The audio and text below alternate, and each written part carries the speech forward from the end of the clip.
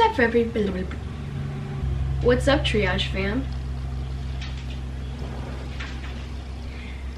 I know this video is a little bit awkward because, as you can see by the title, this is my first story time video. Anyway, this week has been weird for me. So yeah, like I said, as you can see by the title, yesterday was quite the day for me. And I say yesterday because today is Friday and yesterday was Thursday, and I don't know when I'll get around to editing this video, hopefully today, but I don't know when it'll go up. So anyway, I'm going to talk about yesterday because it happened yesterday, but probably didn't happen yesterday when you see this, just so you know. Anyway, I want to put a disclaimer here. If you don't want to hear about my bowels, my large intestine, my small intestine, my stool, and my rectum, I think that about covers it. Then you should probably either skip to the part where I talk about my punch biopsy or click off the video. So yeah, if you don't know what an enema is, which is entirely possible, an enema is something that people do. Well, honestly, I don't know all the reasons, but the reason that I got one is because I'm backed up further than an interstate. So you're only supposed to have stool, which stool means poopy, by the way. You're only supposed to have stool from like here, just like here in your belly. But my stool goes here and then comes all the way up here. Because, like I said, more backed up than an interstate. So on Sunday, I started having some crazy bad cramps, and not like menstrual cramps, like poop cramps, as I refer to them. And this was right after I had some great French fries at Kennywood, like almost right after I ate the French fries, and then I had a big old poopy. Dude, guys, this is so disgusting. And after that, nothing would come out but a little bit of blood, and it was kind of weird. So since Sunday, I have not had a BM. By the way, yesterday I figured out what BM stands for all on my own. Didn't know that. I know it's kind of sad, but as I was walking out of the hospital, I was like, BM, bowel movement. So I haven't had a BM since Sunday, and as you can imagine, that's been quite painful. Like, because everything, I've been still eating and stuff. So basically, if you think of my intestines like a balloon, I keep shoving air in there, but it's not really air, it's food. I keep shoving air in there, but nothing's coming out. So it's just getting further and further, and if I don't poop soon, my colon's gonna pop, and that's an issue. So I need to poop. But every time I want to, my body does not want to. This whole week I've been having a lot of pain because of all the poop in me that won't come out. Probably that's the reason why, I would assume. And my PCP diagnosed me on Tuesday with colitis, although she wasn't very thorough at all, and I'm kind of unhappy that she just threw a diagnosis at me based on symptoms and then threw some antibiotics at me, and this was all in a 20-minute visit. And I didn't even make the appointment originally because of this issue. I made it to talk about my cholesterol, and she was just pretty dismissive of me and disrespectful that day, and yeah, I'm not happy about it. I know. So anyway, yesterday I woke up with like really bad pain at like 6 a.m., which I wake up like 6 hours later than that normally. And so after a while of that pain, my mom and I decided to go to the ER. Now, I live around an area with like 2 hospitals within a half-an-hour radius, different directions, and the hospital that's that way sucks. They're idiots. They can't diagnose a broken bone.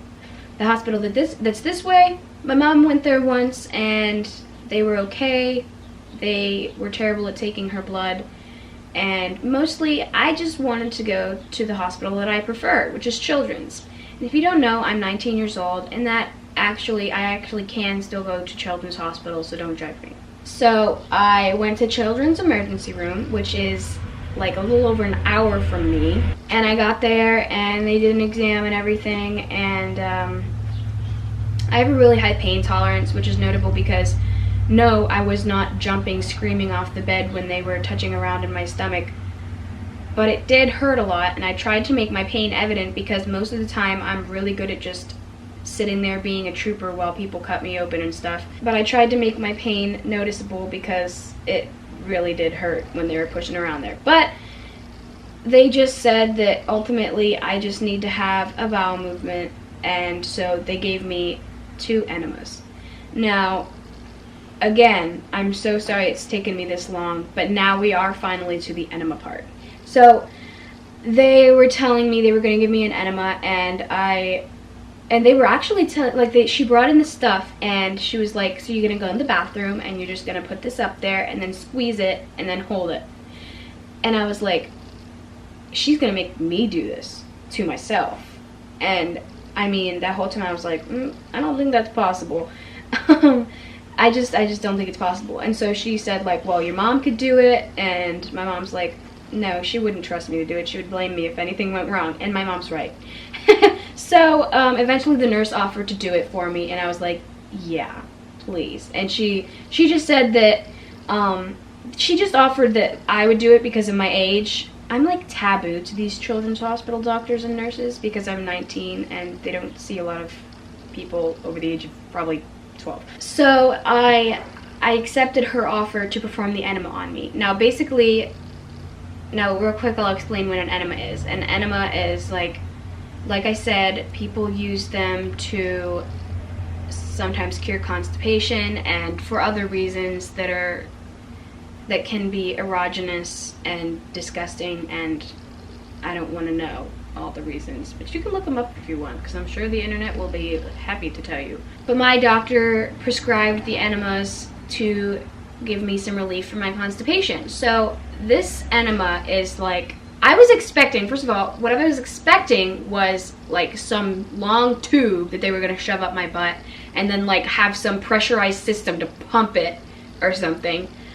I was not picturing pretty things. But anyway, she comes in with these bottles about this big, and they just had a tip on the end like this big, and she put on some lube around the top, and in the bottle was, the first bottle had mineral oil in it, which is just, I don't know, it's just mineral oil. I don't know how else to describe that, because I don't even exactly know what it is. It's just mineral oil.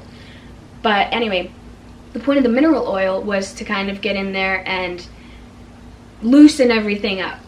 So anyway, she sticks that up my rectum. Awful. I mean, it wasn't like as bad as I was expecting it to be, because I can't even stick a tampon in my vagina, let alone a tube in my rectum, especially not while I'm awake. I mean, like, I've never had a colonoscopy or anything. But anyway, I was not looking forward to it. So she sticks it up there, pretty uncomfortable, but it wasn't as like, I couldn't feel it as much as I thought I would. Like, I thought it would be insanely uncomfortable, but it wasn't as bad as I thought. But then she starts squirting all this mineral oil in there. So it feels like a bunch of pressure. It basically feels like you have to poop, but instead of getting relieved as you poop more, you're getting less relieved as you fill up with poop. But it's not really poop, it's okay, it's just mineral oil. So she puts that in there, she takes it out. It's all done in under 10 seconds. So then I just feel like kind of bloated and full, even more so than I was before, obviously with all this stool in me. So, that was uncomfortable. But I was able to hold that in for 10 minutes. And basically, you know, like I said, the reason to do that is so that it can get to work on loosening the stool in your colon. So it was working in my colon to do that.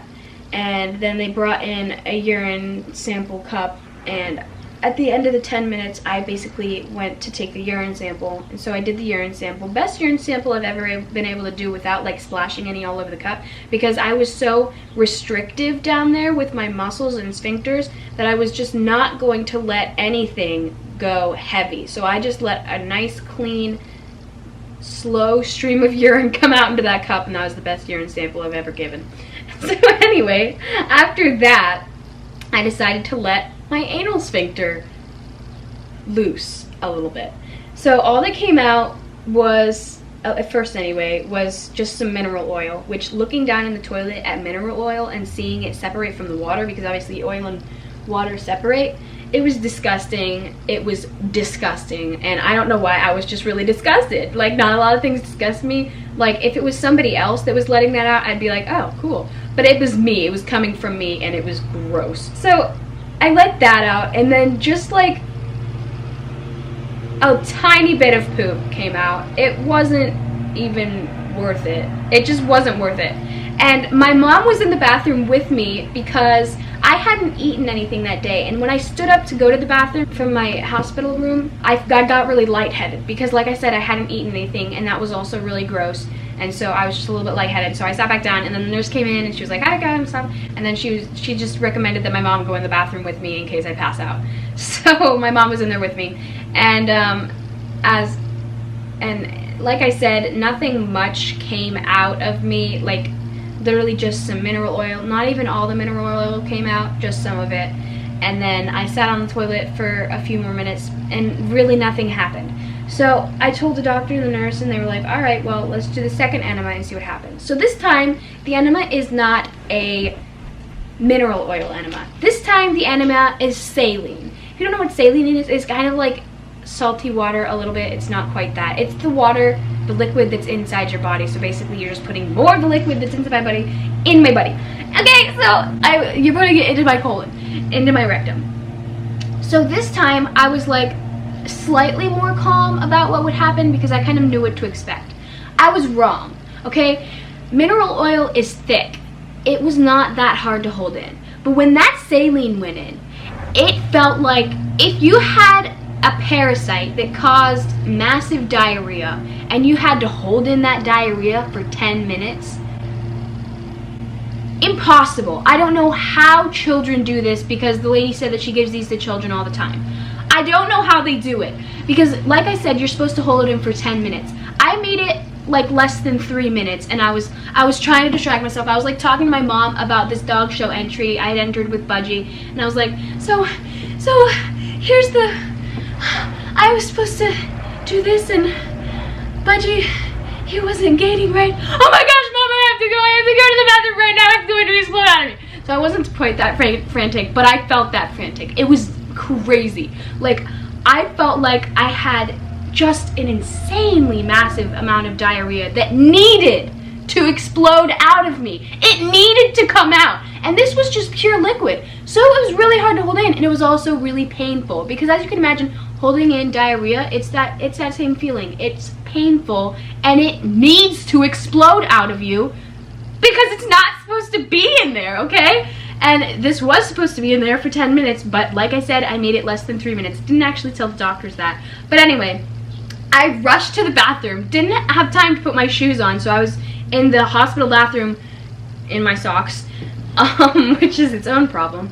And I was like, my mom was falling. I was like, shut the door, shut the door, shut the door. I'm in here, shut the door, shut the door, shut the door. So I sit down, and it rushes out of me, this saline. Pretty sure like mostly all of it just came out of me.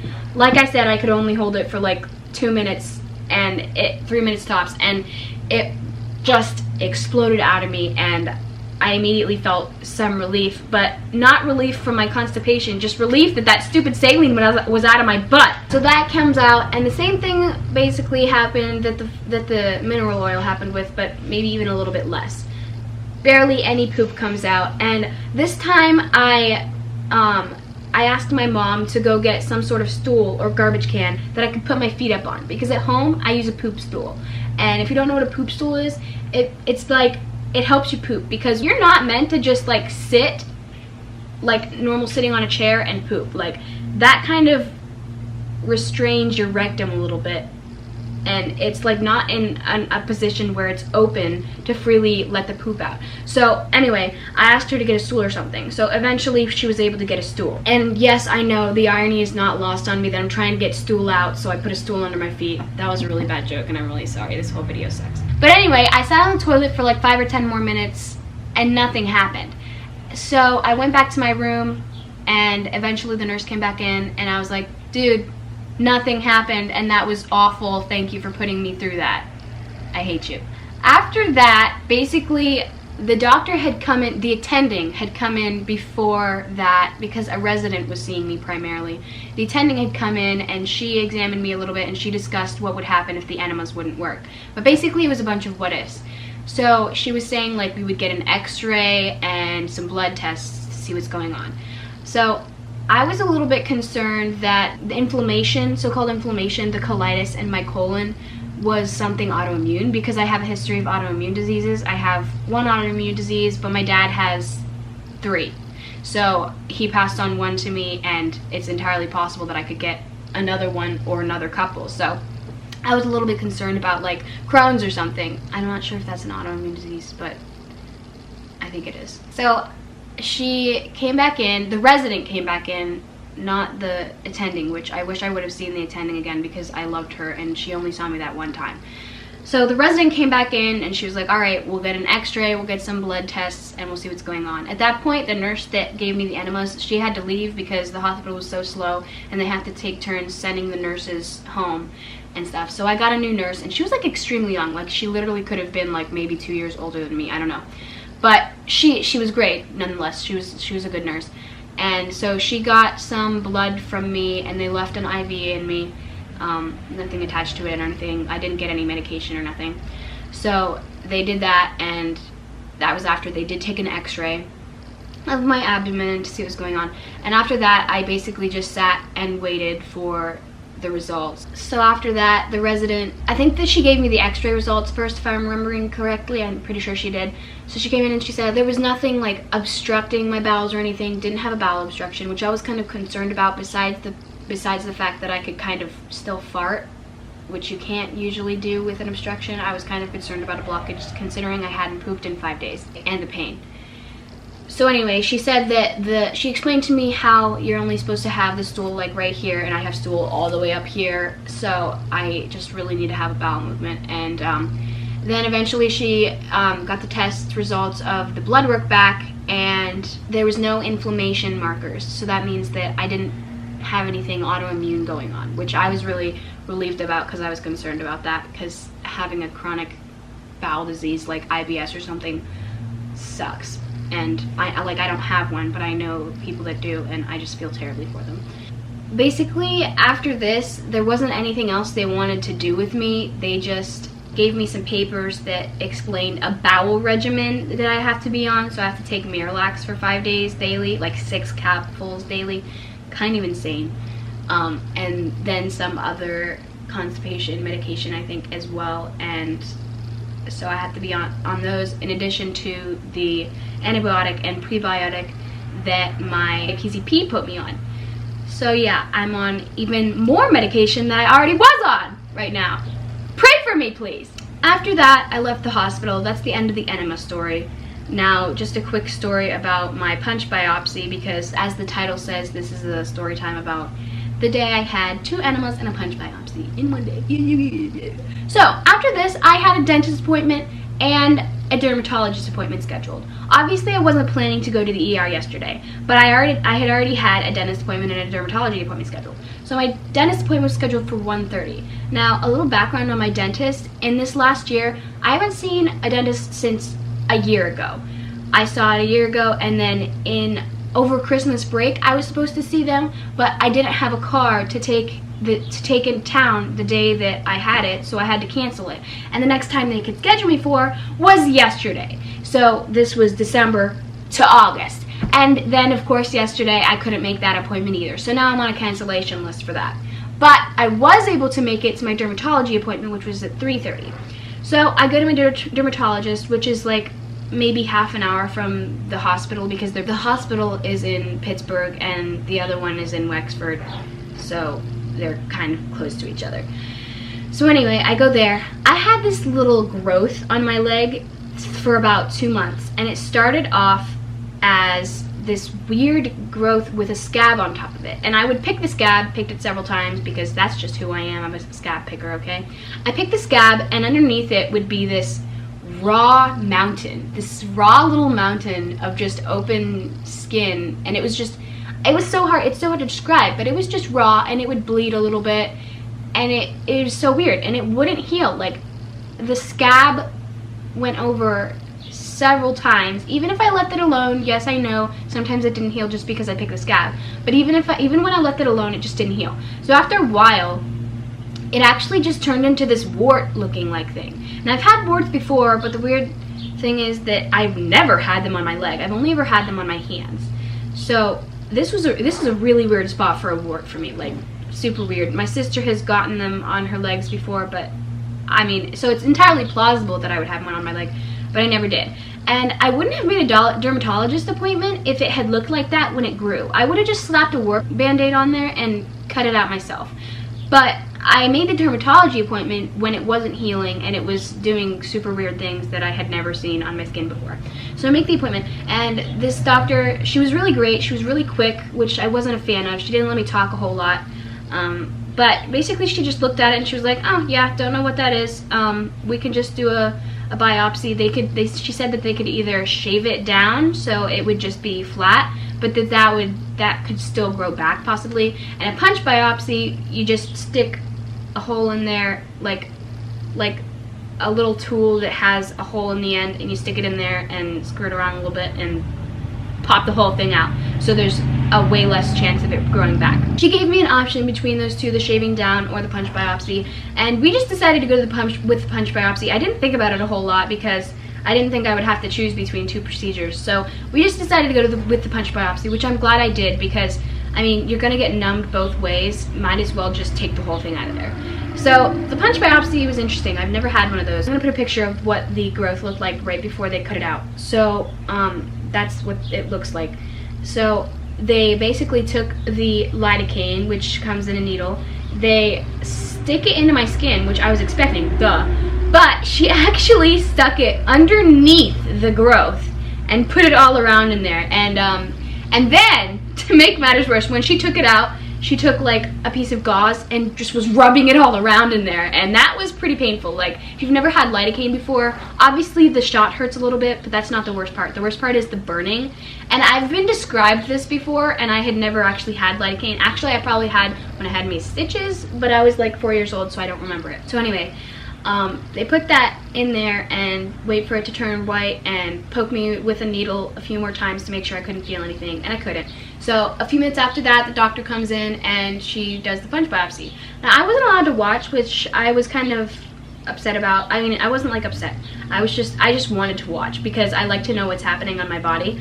And typically when I have pain somewhere, like when I got the needle done and stuff, I like to pinch myself near where I'm getting the pain so that I'm not just focusing on the pain from that. I like to dig my nails in. I don't know why. It just makes me feel better so that I'm not focusing completely on the pain that's happening that I'm not in control of. I'm in control of my pinching, so I don't know. It's kind of weird to describe. So the doctor comes in and does the punch biopsy. I couldn't watch because I was like completely flat, and they also said that they don't like anybody to watch because they don't want people passing out and stuff, which I doubt I would have done. I'm not that kind of person, but they have to be careful, which is totally understandable. So they take it out. It happens pretty fast. Like, it didn't take long at all, just like a minute or two. And then afterwards they have to give you a couple stitches because they just cut a hole in your skin. So she gives me a couple stitches, and I look at it because they offered for me to look at it since I couldn't watch. And I was like, okay, cool. And then she continues to put stitches in because she knows that I have Ehlers-Danlos syndrome, and that means that our skin can be kind of stretchy, and our skin is weird, okay? It's just weird. A lot of things about us are weird, and our skin is one of them. So she puts in several stitches, and at this point all I can feel is just some tugging. If you've had stitches before, you know it was just like some pressure that I could feel her putting together. So it wasn't that bad. Punch biopsy was the least painful, annoying, uncomfortable thing about my day after those two enemas. And I actually did mention it to those dermatologists. There were 3 people in the room: the student doctor, the doctor, and the nurse, and and my mom and me. So after that, they were like, yeah, you did really well, like, you're tough, you sat still, you didn't flinch even. And I was like, I've had 2 enemas today. And the room erupts in laughter. I'm not sure how I feel in hindsight about saying that, but they were like, oh my gosh, so this is probably the best part of your day then, huh? And I was like, yeah, it really was, thank you. Because those enemas were awful, as I explained. But anyway, since it's been less than 24 hours with those stitches in, I still have the bandage that they put on. You're not supposed to go swimming at all when you have stitches in for a couple weeks at least. And so last night, naturally, I had a dream that I went swimming impromptuly, and the bandage came off, and there were a bunch of people in the pool, and I didn't even realize that, like, oh my gosh, I just went swimming and I have this thing in my leg, until I got out of the pool. And it was kind of a weird dream, like I said. That's about it. I know I'm a really bad storyteller because I just jump all around and it takes me a while to get to the point sometimes. I have a friend that's like that. I'm pretty sure you're gonna be watching this. You know who you are. So, yeah, that's it. That's the story about the time yesterday when I got 2 enemas and a punch biopsy and some stitches. Thanks for watching. I literally don't know how to outro this video, so bye. Hey guys, so it's like several days later and I just wanted to give you guys all an update on what happened. So I took some of the laxatives that the doctor gave me and they didn't do much, but then I took one of the other medications that they gave me like a couple days after I filmed this video, and let's just say that the next day I pooped far more than I had in the last week, like way more. So yeah, that's all good, and hopefully I'll still continue to move my bowels on a regular basis, hopefully.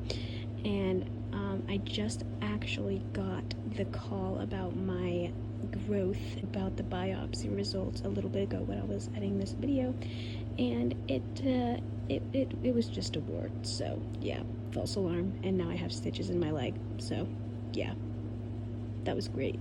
Thanks for watching. Bye.